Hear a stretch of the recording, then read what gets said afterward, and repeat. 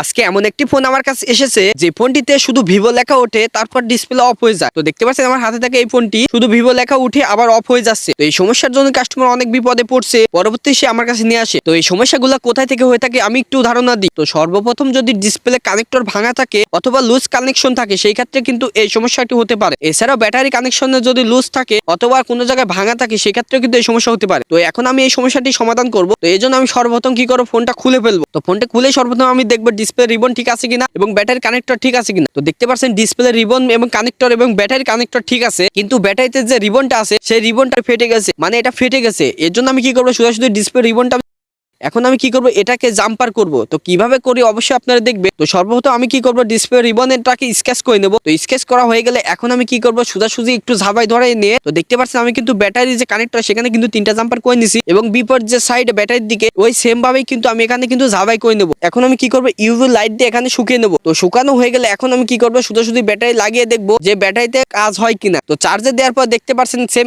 একই অবস্থা, কোনোভাবেই কাজ হয় নাই। অবশ্যই যদি আমি ব্যাটারিটা চেঞ্জ করে দিই 100% কাজ হয়ে যাবে। তো আপনাদের কাছে যদি এরকম ফোন আসে অবশ্যই এইভাবে চেষ্টা করবে, হয়ে গেলে তো হয়ে গেল, না হবে আপনারা কি করবেন, সোজাসুজি ব্যাটারিটা চেঞ্জ করে দিবেন।